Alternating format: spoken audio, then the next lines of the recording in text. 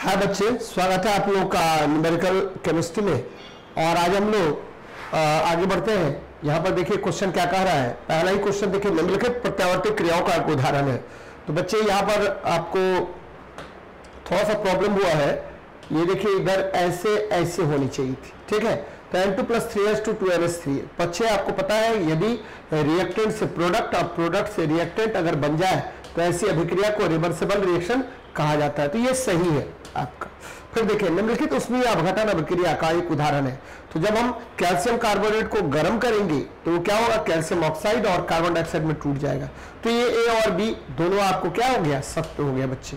क्योंकि आपको calcium carbonate को या कोई भी प्रतिफल को यदि या कोई भी अभिकारक को यदि हम उष्मा के द्वारा या प्रकाश के द्वारा या अन्य क्रियाओं के द्वारा हम उसको गर्म करेंगे तो क्या होगा, दो या दो से अधिक भागों में टूट जाएगा। तो इस अभिक्रिया को हम लोग क्या कहते हैं, उसमें अपघटन कहा जाता है बच्चे। तो एकदम याद रखनी चाहिए इन सब बातों को। आगे बढ़ते हैं, नेक्स्ट क्वेश्चन देखते हैं क्या कह रहा है। निम्न तत्वों को उनके धात्विक लक्षणों के आधार पर अवरोही क्रम में, ठीक है, क्रम में रखने पर प्राप्त होने वाला विकल्प क्या होगा। तो बच्चे आपको पता है कि आवर्त में बाएं से दाएं जाने पर, किधर से किधर, तो बाएं से आवर्त में अगर हम बाएं से दाएं जाएंगे, आवर्त में अगर हम लेफ्ट से राइट जाते हैं तो क्या होगा, तो धात्विक गुण का मान घट जाता है। एकदम याद रखिएगा, धात्विक गुण घटता है, एकदम याद रखना है, धात्विक गुण घट जाता है, घट जाता है, धात्विक गुण घटता है या घट जाता है, जो भी याद रखिए, ठीक है। अब क्या हुआ कि यहां देखिए 11 नंबर पर सोडियम, 11वां परमाणु संख्या होता है। उसके बाद क्या होगा, मैग्नीशियम होगा। उसके बाद क्या होगा, तो उसके बाद होगा कौन, तो उसके बाद हो जाएगा एल्युमिनियम, उसके बाद सिलिकॉन, उसके बाद आपको क्या हो जाएगा, क्लोरीन हो जाएगा। यानी क्लोरीन सबसे अधात्विक, ठीक है, कण होगा, जबकि सोडियम जो है वो सबसे अधिक धात्विक कण होगा। तो अब आंसर आप खुद मार लीजिए, ठीक है, मार सकते हैं आप। लेकिन यहां पर अवरोही क्रम बोल रहा है बच्चे, कौन सा, तो अवरोही क्रम। तो सबसे अधिक धात्विक तो क्या होगा, सोडियम। तो यहां देखिए, ठीक है, तो ये आपको सोडियम हो गया। तो एकदम याद रखिएगा इसको। आगे बढ़ते हैं, नेक्स्ट क्वेश्चन पर बात कर लेते हैं। जरा देखिए क्या है आपका, सोडियम को क्षार धातु कहते हैं, सिलिकॉन 14वें वर्ग का धातु है, क्लोरीन 17वें वर्ग का धातु है, मैग्नीशियम आपको द्वितीय वर्ग का धातु है और एल्युमिनियम 13वें वर्ग का धातु है। तो ये सब बातें याद रखनी पड़ेगी आपको। और मैंने पीरियोडिक टेबल आपको बहुत जबरदस्त पढ़ाया है, तो आप पीछे देखिए पीरियोडिक टेबल में। चलिए नेक्स्ट क्वेश्चन को देखते हैं। निम्नलिखित में से कौन सा कथन सही या गलत है। एक अम्ल जो पूरी तरह से आयनों में, ठीक है, आयनों में आयनित हो जाता है वह अधिक मात्रा में H+ आयन देगा। एकदम सही है बच्चे, क्योंकि अम्ल जो होता है यदि पूर्णतः आयनीकृत हो जाता है तो वह प्रबल अम्ल होगा। और प्रबल अम्ल आपको जल में अत्यधिक मात्रा में H+ आयन देता है। यहां पर HCl, ठीक है, ये प्रबल रूप से प्रबल अम्ल है। सल्फ्यूरिक अम्ल ये प्रबल अम्ल है। HNO3 ये प्रबल अम्ल है।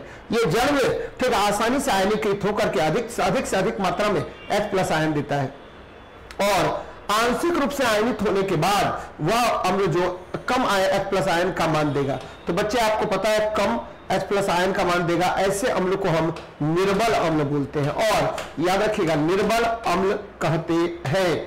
और बच्चे क्या होगा, निर्बल अम्ल कहेंगे ये आपको सभी निर्बल अम्ल जो होते हैं वो प्रायः कार्बनिक अम्ल होते हैं। कौन सा अम्ल होगा, कार्बनिक अम्ल होता है। याद देखिए, कार्बनिक अम्ल होगा। कार्बनिक अम्ल निर्बल अम्ल होता है, जबकि खनिज अम्ल जो होता है बच्चे वह प्रबल अम्ल होता है। यहां देखिए ये एसिटिक एसिड है, विनेगर है, ये क्या होगा, निर्बल अम्ल है। ये कार्बोनिक अम्ल है H2CO3, ये क्या है, निर्बल अम्ल है। H2SO3 ये क्या है, सल्फ्यूरस एसिड है, ये भी निर्बल अम्ल है। जबकि हाइड्रोक्लोरिक एसिड प्रबल अम्ल है, सल्फ्यूरिक एसिड प्रबल अम्ल है, नाइट्रिक एसिड ये भी प्रबल अम्ल है। तो ये बातें याद रखनी चाहिए आप लोगों को। चलिए आगे बढ़ते हैं, नेक्स्ट क्वेश्चन पर बात कर लेते हैं। यहां देखिए नीचे दिए गए आईपीए के नामों में से, ठीक है, भिन्न का चयन कीजिए। C3H7OH इसको प्रोपेनॉल कहते हैं या प्रोपाइल अल्कोहल कहते हैं। एकदम सही है। यदि आप OH किसी भी, ठीक है, किसी भी में जुड़ा हुआ होगा तो उसको हम ऑल बोलेंगे। और एल्केन में से ई को हटा देंगे और उसमें ऑल जोड़ देंगे और ये बन जाएगा एल्केनॉल। क्या बन जाएगा, एल्केनॉल बन जाएगा। ये क्या है, आपको अल्कोहल ग्रुप है। COH इसको बोलते हैं क्या, COH को हम एसिड ग्रुप बोलते हैं, कार्बोक्सिलिक एसिड, कार्बोक्सिलिक एसिड कहते हैं, याद रखिए बच्चे। और ये क्या होता है, एल्केनोइक एसिड, एल्केन में ई को हटा देते हैं, इसमें ओइक एसिड जो होता है, ये क्या होगा, एल्केनोइक एसिड हो जाता है बच्चे, तो ध्यान में रखिएगा इस सबको। अब देखिए CH3OH मिथेनॉल, ये भी सही है, ये भी सही है, ठीक है। C4H9, तो C4H9 तो ये भी आपको बीटा अल्कोहल सही है, जबकि C2H5OH होता है, इथाइल अल्कोहल C2H5OH होता, तो ये गड़बड़ हो गया। याद रखिएगा इथाइल अल्कोहल जो है, इसको हम लोग इथाइल अल्कोहल या इथेनॉल को हम लोग क्या बोलते हैं, C2H5OH को हम लोग क्या बोलते हैं, तो इसको बोलते हैं ग्रेन अल्कोहल। शराब में यही अत्यधिक मात्रा में होता है, इसको ग्रेन अल्कोहल कहा जाता है बच्चे। और देखिए ये मिथेनॉल है, मिथेनॉल को हम वुड स्पिरिट कहते हैं, मिथेनॉल को क्या कहते हैं, तो वुड स्पिरिट कहा जाता है बच्चे, तो एकदम ध्यान में रखनी चाहिए आप लोगों को। चलिए आगे बढ़ते हैं, नेक्स्ट क्वेश्चन को देखते हैं क्या कह रहा है। निम्नलिखित में से किस अक्रिय गैस का इलेक्ट्रॉनिक विन्यास क्लोराइड आयन के समान होता है, तो बच्चे chloride ion Cl-, chloride ion यानी Cl-, और Cl- की जब भी हम बात करते हैं तो यहां देख लीजिए Cl- क्लोराइड आयन, तो 1s2 2s2 2p6 और क्या हुआ 3s2 3p6 और ठीक है 3p, ठीक है 5 था। अब यहां पर एक और जुड़ गया, यानी ये 3p6 हो गया, Cl- 3p6 हो गया। अब देखिए 2 2 4 2 2 4 6 10 तो 12 6 क्या हो गया 18 हो गया। तो ये कौन सा अक्रिय गैस है बच्चे, और ये अक्रिय गैस किसका है, तो आर्गन, आर्गन है, क्या है, आर्गन है, याद रखिएगा आर्गन है, तो ये आर्गन के स्टेट को पालन करेगा। नियोन इसकी परमाणु संख्या 10 होती है, क्रिप्टन इसकी परमाणु संख्या 36 होती है, हीलियम इसकी परमाणु संख्या 2 होती है। याद रखिएगा अक्रिय गैस 18वें वर्ग या शून्य वर्ग का धातु है, 18वें वर्ग या शून्य वर्ग का धातु है, एकदम या शून्य वर्ग का तत्व है, शून्य वर्ग का अक्रिय तत्व है बच्चे, धातु नहीं अक्रिय तत्व है ये, 18वें वर्ग या शून्य वर्ग, और इसका ऑक्टेट जो है पूर्णतः क्या होता है, फुलफिल्ड होता है। तो ये बातें याद रखनी चाहिए आप लोग को। आगे बढ़ते हैं, यहां देख लीजिए निम्न में से कौन सा परमाणु द्रव्यमान के बारे में सही है। परमाणु द्रव्यमान मैं बार बार बोलता हूं कि देखिए परमाणु द्रव्यमान हम लोग हमेशा कार्बन को आधार बनाकर मापते हैं। तो याद रखिए ये कार्बन परमाणु का 1/24 भाग, गलत बात है, उसको मान सकते हैं अभी तत्काल में मानिए, ठीक है। यहां देखिए पहले हम ठीक कार्बन कार्बन कार्बन कार्बन सब में कार्बन दिया, कोई दिक्कत नहीं है, कार्बन है। अब देखिए क्या करते हैं, तो ये क्या होता है, तो ये होता है कि एक तत्व के परमाणुओं का द्रव्यमान और 1/, कार्बन परमाणु के 1/12वें भाग का द्रव्यमान, यानी परमाणु द्रव्यमान क्या होगा, परमाणु द्रव्यमान होगा, याद रखिएगा बच्चे परमाणु द्रव्यमान बराबर क्या होगा, तो परमाणु द्रव्यमान बराबर होगा, ठीक है, एक तत्व का परमाणु द्रव्यमान बटे एक तत्व का परमाणु द्रव्यमान, याद रखिएगा एक तत्व का परमाणु द्रव्यमान यानी एटॉमिक मास, एटॉमिक मास बटे क्या होगा, ठीक है, कार्बन परमाणु 6c12, कार्बन परमाणु 6c12 के 1/12वें भाग का द्रव्यमान, 1/12वें भाग का द्रव्यमान, याद रखिएगा 1/12वें भाग का द्रव्यमान होता है। तो अब यहां पर खोज रहे हैं हम लोग 12वें भाग का द्रव्यमान। अब देखिए कौन कौन होगा, तो यहां देखिए ये तो होगा नहीं, ये भी नहीं होगा, ये और ये में क्या अंतर है, ठीक है, एक तत्व के परमाणुओं का द्रव्यमान, गड़बड़ है बच्चे, एक तत्व का परमाणु द्रव्यमान, परमाणु नहीं, एक तत्व के परमाणु का द्रव्यमान बट एक कार्बन परमाणु का 1/12वां भाग या 1/12वां द्रव्यमान, यही कहलाएगा आपको एटॉमिक मास कहलाएगा बच्चे। तो ध्यान में रखिएगा इसको, तो समझ में आ गया होगा। चलिए अब देखिए एक AMU बराबर क्या होता है, एक एटॉमिक मास यूनिट बराबर क्या होगा, बार बार ये क्वेश्चन पूछा जाता है, 1.66 × 10⁻⁻27 kg होगा या 1.66 × 10⁻24 ग्राम होगा। तो ये सब बातें याद रखनी चाहिए। और एक मोल में ठीक है कितने होते हैं, तो एक मोल में 6.022 × 10⁻23 अणु परमाणु या आयन होता है। यहां जरा देख लीजिए Al3+ का इलेक्ट्रॉनिक विन्यास क्या होगा। बच्चे आपको पता है कि Al3+ यानी इसने एल्युमिनियम में क्या किया कि आपको 3 इलेक्ट्रॉन त्याग दिया। तो जब ये 3 इलेक्ट्रॉन त्यागेगा बच्चे तो क्या होगा 2 8, 3 तो निकल गया इलेक्ट्रॉन, 2 8 हो गया, या 1s2 2s2 2p6 हो गया बच्चे, ये p ब्लॉक एलिमेंट है, 2p6 हो गया। तो ये किसका स्टेट प्राप्त कर रहा है? तो ये स्टेट प्राप्त कर रहा है नियोन का। किसका? नियोन का स्टेट प्राप्त कर रहा है। तो एकदम ध्यान में रखिएगा, नियोन, यानी आपको ए नंबर आंसर होगा। क्या होगा? ए नंबर आंसर होगा। तो Al3+ का स्टेट क्या होगा? तो नियोन, या आपको 2-8, या आपको इसका इलेक्ट्रॉनिक विन्यास क्या हो जाएगा? आपका इलेक्ट्रॉनिक विन्यास हो जाएगा कितना? तो हो जाएगा आपको 1s2 2s2 2p6। बहुत अच्छी बात है। एल्युमिनियम जो है वह 13वें वर्ग का तत्व है। एल्युमिनियम जो है वो किस वर्ग का तत्व है? 13वें वर्ग का तत्व है। आगे बढ़ते हैं। यहां देखिए, नीचे दिए गए अभिक्रिया का एक उदाहरण है बच्चे। यहां BaCl2 क्या लेते हैं? BaCl2 लीजिए, BaCl2। अब देखिए ये क्या होगा? ये दो भाग में टूटेगा, Ba ठीक है 2+ और 2Cl माइनस। यहां देखिए Ba2+ प्लस 2Cl माइनस में टूट गया। तो बच्चे Cl ये दो भाग में, दो आयनों में टूटा। और यहां भी ठीक है क्या होगा? तो ये Na 2Na प्लस और ये टूट जाएगा ठीक है SO4 2 माइनस में। बच्चे यहां देख लीजिए, तो दो आयनों का विस्थापन हो रहा है, दो आयनों का विस्थापन हो रहा है, इसीलिए इसको दोहरी विस्थापन अभिक्रिया कहते हैं। तो वह रासायनिक अभिक्रिया जिसमें दो बार आयनों का विस्थापन होता है, ऐसे रासायनिक अभिक्रिया को हम दोहरी विस्थापन अभिक्रिया कहते हैं। एकदम याद रखिएगा, ऐसी रासायनिक अभिक्रिया जिसमें दो बार आयनों का विस्थापन होगा उसे दोहरी विस्थापन अभिक्रिया कहेंगे। अब देखिए अपघटन, तो उष्मा, ताप या प्रकाश या अन्य किसी कारकों के प्रभाव से यदि कोई अभिकारक दो या दो से अधिक घटकों में टूट जाएगा तो उसे अपघटन अभिक्रिया कहेंगे। विस्थापन क्या होगा? तो अधिक क्रियाशील धातु अगर कम क्रियाशील धातुओं को विस्थापित कर देगा तो इस अभिक्रिया को विस्थापन अभिक्रिया कहते हैं। तो एकदम ध्यान में रखिएगा इन सब चीजों को। आगे बढ़ते हैं। एल्कीन का सामान्य सूत्र क्या है? देखिए बच्चे, एल्केन का सूत्र क्या होता है? तो एल्केन का सूत्र होता है CN ठीक है H2N + 2, ये एल्केन हो गया। एल्कीन का सूत्र क्या हो गया? तो एल्कीन का सूत्र होता है क्या? तो ये देखिए CnH2n। और एल्काइन का सूत्र क्या होता है? तो एल्काइन का सूत्र क्या होगा? तो ये हो जाएगा CnH2n - 2। तो यहाँ क्या कह रहा है? एल्कीन का सूत्र, तो एल्कीन का सूत्र CnH2n, एल्कीन का सूत्र CnH2n। तो ये देखिए ये वाला होगा ठीक है, और C वाला जो है वो एल्केन होगा और A वाला जो होगा वो एल्काइन होगा। ध्यान में रखिएगा। आगे बढ़ते हैं, नेक्स्ट क्वेश्चन को देखते हैं क्या कह रहा है। निम्नलिखित में से कौन सा कथन सही गलत है? एक क्षार जो पूरी तरह से जल में आयनित हो जाता है वह बड़ी संख्या में OH- आयन देता है। एकदम सही है। जिस तरह से आपको अम्ल में सही था उसी तरह से क्षारक में भी सही होगा। और ये देखिए अधिक से अधिक OH-, जो क्षारक अधिक से अधिक OH- आयन देगा वो प्रबल क्षारक कहलाएगा। और प्रबल क्षारक का उदाहरण है कौन? तो सोडियम हाइड्रोक्साइड, पोटेशियम हाइड्रोक्साइड। एकदम सही है बच्चे। एक क्षार जो आंशिक रूप से जल में आयनित होता है वह OH+ आयन उत्पन्न करता है। ये गलत बात है बच्चे, ये गलत हो गया। OH- आयन देगा और ये नहीं होगा, ये भी गलत बात है। तो क्या होगा? केवल और केवल ए सही होगा। आंसर हो जाएगा क्या? आपको सी। अब देखिए क्षारक के विषय में थोड़ा सा जान लीजिए। क्षारक क्या होता है? तो क्षारक होता है जो जल में OH- आयन देता है, एक चीज। दूसरी चीज क्या? जो क्या करेगा? तो लाल लिटमस पत्र को नीला कर देगा, लाल लिटमस पत्र को नीला कर देगा। जो प्रोटॉन क्या करेगा? ग्रहण करेगा, इलेक्ट्रॉन त्यागेगा। और ठीक है ध्यान में रखिएगा बच्चे, जो फिनोल्फ्थेलीन को गुलाबी कर देगा, ऐसे पदार्थ को हम क्या कहते हैं? क्षारक कहते हैं।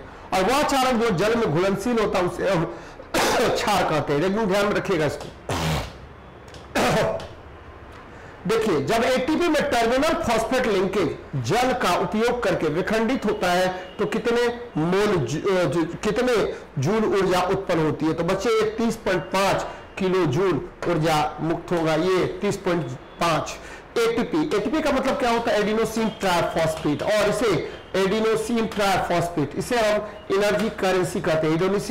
एडिनोसिन ट्राइफॉस्फेट होता है ये। और ये क्या होता है? एनर्जी करेंसी होता है बच्चे। क्या होगा? एनर्जी करेंसी होता है। एकदम ध्यान में रखिएगा, एनर्जी करेंसी होता है। और ये कितना? तो 30.5 किलो जूल पर मोल ठीक है समतुल्य ऊर्जा बाहर निकालेगा। तो एकदम याद रखना है आपको।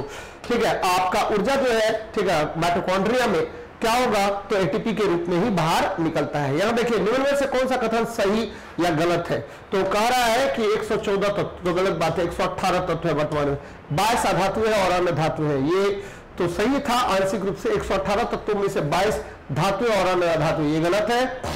बॉक्साइट Al2O3 2s2 आधात्री का एक उदाहरण है। बॉक्साइट तो आधात्री का एक उदाहरण है, गलत बात है बच्चे, क्योंकि बॉक्साइट जो है, यहां देख लीजिए, बॉक्साइट जो है वो क्या है, ठीक है, सही या गलत है, सही या गलत है। बॉक्साइट जो है बच्चे ये क्या होगा, तो बॉक्साइट जो है, ठीक है, यह आपको पता है एल्युमिनियम का एक अयस्क है। आपको बताइए कौन सा आपको सही नजर आ रहा है, इसमें निम्न से कौन सा कथन सही या गलत है? तो हमको तो कोई नजर नहीं आ रहा है। 114 तत्वों में से 22 अधातुएं और अन्य धातुएं हैं। कहाँ है?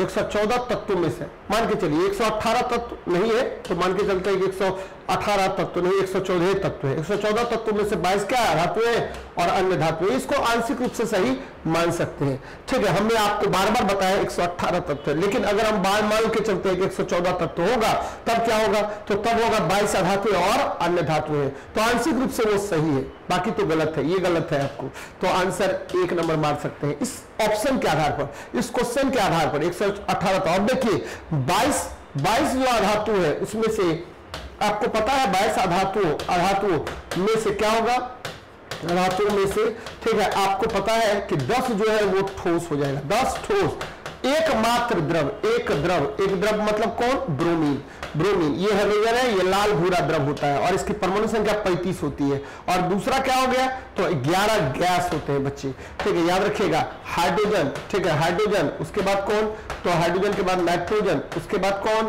तो ऑक्सीजन, ठीक है। फिर देखिए, ठीक है, आपका आ जाइए सीधे फ्लोरीन, उसके बाद आइए फ्लोरीन के बाद आ जाइए नियोन, उसके बाद, ठीक है, आपका क्लोरीन, उसके बाद आ जाइए आर्गन, क्रिप्टन, जेनन और एरेडोन। ये क्या है, आपको अक्रिय गैस है, जेनॉन और एरेडोन, ये अक्रिय गैस होते हैं। तो ध्यान में रखिएगा बच्चे इन सब चीजों को कि ये बॉक्साइट जो है वो एल्युमिनियम का अयस्क है। चलिए आगे बढ़ते हैं।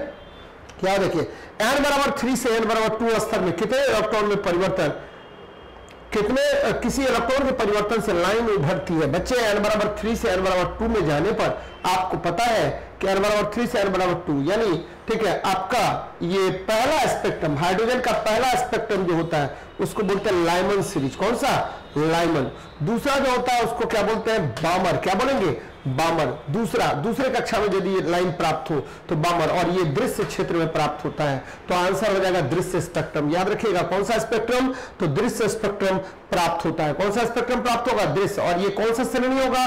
तो बामर श्रेणी होगा। याद रखिएगा कि हाइड्रोजन स्पेक्ट्रम में पहली कक्षा में प्राप्त स्पेक्ट्रम रेखा को लाइमन बोलते हैं, जो परावैंगनिक क्षेत्र में प्राप्त होता है, ठीक है। दूसरा कक्षा में प्राप्त स्पेक्ट्रम रेखा को हम क्या बोलते हैं? बामर श्रेणी बोलते हैं, और यह दृश्य स्पेक्ट्रम प्राप्त होता है। और ठीक है, तीसरे, चौथे और पांचवें प्राप्त स्पेक्ट्रम रेखा को क्रमशः हम लोग क्या बोलेंगे? तो पास्चन, ब्रैकेट और फंड बोलेंगे, और यह अवरक्त स्पेक्ट्रम क्षेत्र में प्राप्त होता है। अवरक्त को क्या बोलते हैं? तो अवरक्त बच्चे माध्यम में गर्मी उत्पन्न करता है। आगे देखते हैं, निम्नलिखित में से कौन सा कथन सत्य है?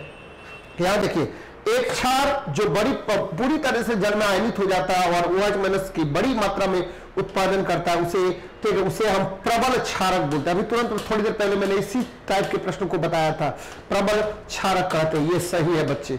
फिर देखिए, एक क्षार जो आंशिक रूप से जल में आयनित हो जाता है और वह OH- का आयन का कम मात्रा में उत्पादन करता है, उसे निर्बल क्षारक बोलते हैं, निर्बल क्षारक बोलते हैं। लेकिन यहां पर ये गड़बड़ है, आपको उदाहरण गड़बड़ है, लेकिन आपको ये पूरा तरीके से सही है बच्चे, ठीक है। उदाहरण गड़बड़ है, यहां देना चाहिए था, क्या देना चाहिए था उदाहरण में कैल्शियम हाइड्रोक्साइड देना चाहिए था, ठीक है, कैल्शियम हाइड्रोक्साइड देना चाहिए। तो 1 और 2 दोनों आपका सही है। चलिए आगे बढ़ते हैं, नेक्स्ट देखते हैं।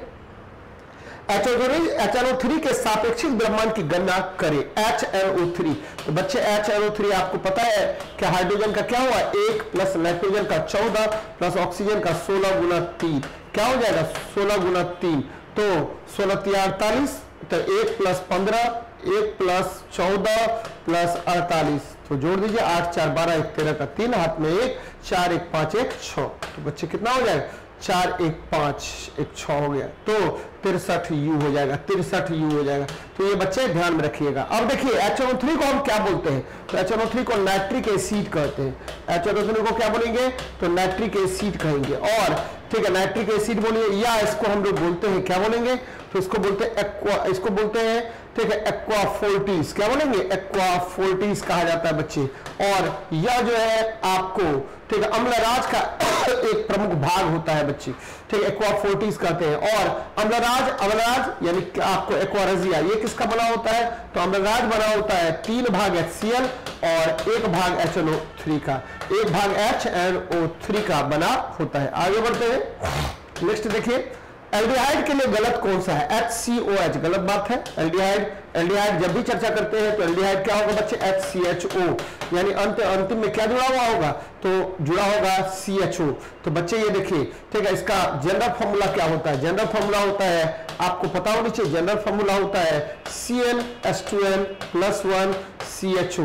और ये पहला कंपाउंड यानी N बराबर अगर 0 भी हो जाए तो ये कंपाउंड निकल के आ जाएगा HCHO, यानी एक कार्बन होगा, इसको बोलते हैं फॉर्मल्डिहाइड। N बराबर 2 तो एसिटल्डिहाइड, N बराबर 3 तो प्रोपेल्डिहाइड। यहां देख लीजिए, अब देखिए क्या होगा, HCHO, ये गड़बड़ हो गया, CH3COH। तो बच्चे पहला देखते हैं CH3CHO या COH, बात बराबर है। तो यहां देखिए 1 और 2 तो क्या होगा, ये एसिटल्डिहाइड, ये आपको सही है, ठीक है। यहां देखिए C2H5 4CHO, ये प्रोपेनॉल सही है, 2 1 3 कार्बन हो गया, सही है, ठीक है, 3 1 4 कार्बन हो गया, ब्यूटेनॉल ये भी सही है। तो आंसर गलत कौन हो गया, तो ये हो गया 216 का ए नंबर आंसर हो गया। चलिए आगे बढ़ते हैं, नेक्स्ट देखते हैं क्या हमारा क्वेश्चन है। प्राकृतिक रूप से कितने तत्व हैं, तो बच्चे प्राकृतिक रूप से आपको पता होना चाहिए, प्राकृतिक रूप से कुल तत्वों की संख्या आपके आवर्त में कितनी है, तो वो आपको लगभग आपको कितने 118 तत्व है। ध्यान रखिएगा कुल तत्वों की संख्या कितनी है, अभी वर्तमान में आवर्त सारणी में कुल तत्वों की संख्या कितनी है, तो बच्चे ठीक है आपको ध्यान में रखना 118 है। लेकिन अगर हमको बोलेगा कि प्राकृतिक तत्व, तो प्राकृतिक तत्वों की संख्या कुल ठीक है आपको 92 है। वर्तमान में आपको पता होगा कि 94 तत्वों को संश्लेषित किया गया, तो 92 + 4 24 कर लीजिए, क्या 26 तत्वों को वर्तमान में संश्लेषित किया गया है। तो 6 2 8 और 9 2 11 118 हो गया बच्चे। पहले 24 ही तत्वों को संश्लेषित किया गया था, लेकिन बाद में 2 नए और तत्वों को संश्लेषित किया गया, कुल मिलाकर के 118 तत्वों को संश्लेषित किया गया है। चलिए यहां देखिए 2Mg + O2 ठीक है MgO हो गया बच्चे। तो प्रयुक्त अभिक्रिया डैश का उदाहरण है। तो बच्चे यहां देखिए ठीक है 2 या 2 से अधिक अभिकारक अगर आपस में संयोजित होकर एक प्रतिफल का निर्माण करता है, तो ऐसे अभिक्रिया को संयोजन अभिक्रिया, या इसको बोलते हैं हम लोग क्या बोलेंगे बच्चे, तो ऐसी अभिक्रिया को हम लोग बोलेंगे क्या बोलेंगे, तो इसको बोलते हैं कॉम्बिनेशन रिएक्शन। कौन सा रिएक्शन, कॉम्बिनेशन रिएक्शन। जबकि अपघटन में क्या होता है कि प्रकाश या ठीक है प्रकाश या उष्मा या अन्य कारकों के द्वारा हम किसी अभिकारक को ठीक है हम अगर तोड़ने का कार्य करते हैं तो उसको अपघटन अभिक्रिया कहेंगे। और विस्थापन अभिक्रिया का किसको बोलते हैं बच्चे, तो अधिक क्रियाशील धातुओं द्वारा कम क्रियाशील तत्वों को अगर विस्थापित करने का, या कम क्रियाशील धातुओं को विस्थापित कर नए प्रतिफल का निर्माण करने की बात करते हैं, तो उसे हम विस्थापन अभिक्रिया कहते हैं। दोहरा विस्थापन क्या होता है, तो इसमें आयनों का विस्थापन होता है। किसका विस्थापन होगा, तो आयनों का विस्थापन होता है बच्चे। चलिए आगे बढ़ते हैं। यहां देखिए प्रथम आवर्त के दोनों एलिमेंट में ठीक है डैश में संयोजी इलेक्ट्रॉन उपस्थित होते हैं। प्रथम आवर्त में कौन कौन तत्व होता है, पहले ये देख लीजिए। फर्स्ट ऑर्बिट, फर्स्ट आपको पीरियड में, तो बच्चे फर्स्ट पीरियड में आपको पता है कि हाइड्रोजन और हीलियम होता है, हाइड्रोजन और हीलियम होता है। हाइड्रोजन 1s1 ठीक है, और हीलियम क्या हो जाएगा 1s2। तो ये कौन सा ब्लॉक है, तो s ब्लॉक है, तो s को उसमें इलेक्ट्रॉन होंगे। चलिए बहुत अच्छी बात है, आगे बढ़ते हैं। नेक्स्ट देखिए क्या है हमारा क्वेश्चन। एल्डिहाइड के लिए गलत कौन है, तो बच्चे मिथेनॉल ये सही है। अब देखिए इसमें सही हो गया C2H5COH प्रोपेनॉल, तो 2 1 3 प्रोपेनॉल सही है, ठीक है। ये देखिए C3H7COHO, तो 3 1 4 ब्यूटेनॉल सही है, ठीक है। ब्यूटेनॉल बोल रहा है, ठीक है। यहाँ देखिए, और ये देखिए ये एक मिनट ब्यूटेनॉल होगा, ब्यूटेल्डिहाइड, ठीक है। यहाँ देखिए ठीक है CS2 ये गड़बड़ हो गया, CS2 ये गड़बड़ हो गया, ठीक है। CHO गड़बड़ है बच्चे, क्यों कि 2 तो कार्बन है यहाँ पर, लेकिन CnH2n+1 ठीक है, CHO होना चाहिए था, तो ये गड़बड़ है आपको, ठीक है, इसीलिए आंसर हो जाएगा कौन सा, डी नंबर आंसर होगा। ध्यान में रखिएगा बच्चे, क्यों, क्योंकि आपको पता है कि एल्डिहाइड CnH2n+1 और CHO होता है बच्चे। अगर n बराबर 1 पुट कर, n बराबर 0 पुट करें तो क्या हो जाएगा, तो ये हो जाएगा, क्या होगा, तो HCHO, कोई दिक्कत नहीं है।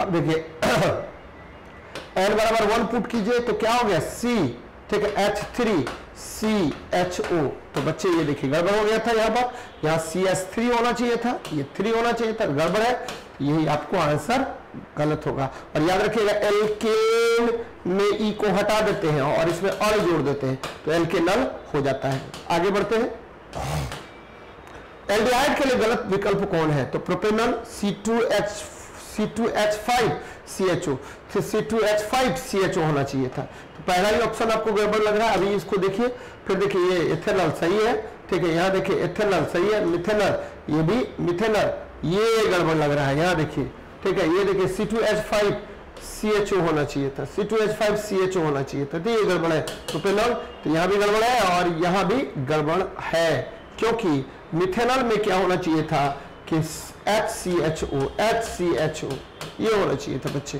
तो यहाँ भी हमको गड़बड़ नजर आ रहा है, तो ये इसमें 2 गड़बड़ है।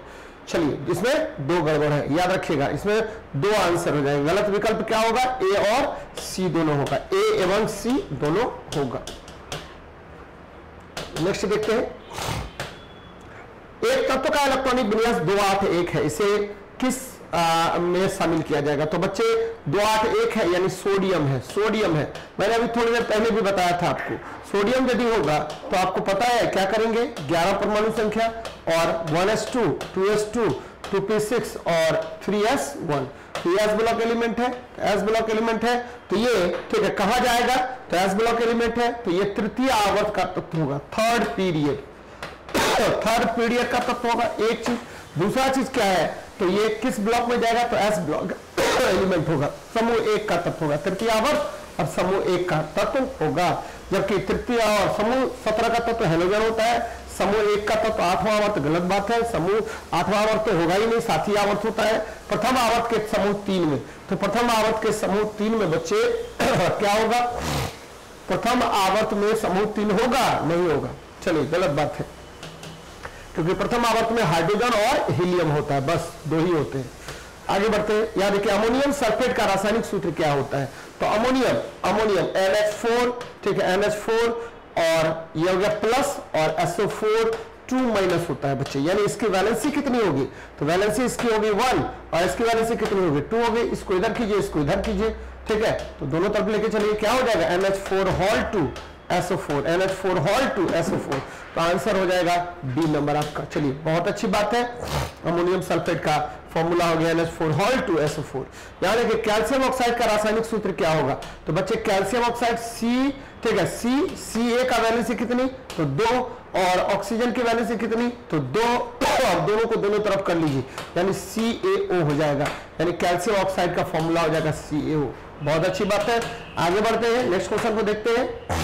किसी वस्तु को ऊर्ध्वाधर ऊपर की ओर फेंका गया है, भूमि से अधिकतम h ऊंचाई तक पहुंचता है, इसके ऊपर जाने के दौरान h/4, तो बच्चे जब किसी वस्तु को आप ऊपर की ओर फेंकेंगे तो आपको पता है मध्य बिंदु पर काइनेटिक एनर्जी और पोटेंशियल एनर्जी का मान क्या होगा, बराबर होगा, बराबर होगा, और ठीक है, और आपको पता है उच्चतम बिंदु पर पोटेंशियल एनर्जी मैक्सिमम होगा, ठीक है, जबकि काइनेटिक एनर्जी का मान यहाँ क्या होगा, 0 हो जाएगा, और ठीक है, मध्य बिंदु से नीचे क्या होगा, काइनेटिक एनर्जी का मान अधिक होगा, पोटेंशियल एनर्जी का मान कम होगा, और मध्य बिंदु से ऊपर क्या हो जाएगा, पोटेंशियल एनर्जी अधिक होगा, काइनेटिक एनर्जी क्या होगा, कम होगा। तो क्वेश्चन पूछ रहा है कि ठीक है, आपको अधिकतम ऊंचाई s तक पहुंचती है, जिसके ऊपर जाने के दौरान h/4 क्या होगा, तो मध्य बिंदु से नीचे ही होगा, मध्य बिंदु से नीचे आपको अधिक क्या होगा, अधिक कम स्थितिज ऊर्जा और अधिक गतिज ऊर्जा होगा, तो आंसर हो गया डी नंबर, क्या होगा, डी नंबर आंसर होगा। चलिए, बहुत अच्छी बात है, आगे बढ़ते हैं, नेक्स्ट देखते हैं बच्चे, यही तक लास्ट क्वेश्चन था, मिलते हैं कल के सेशन में, जय हिंद जय भारत।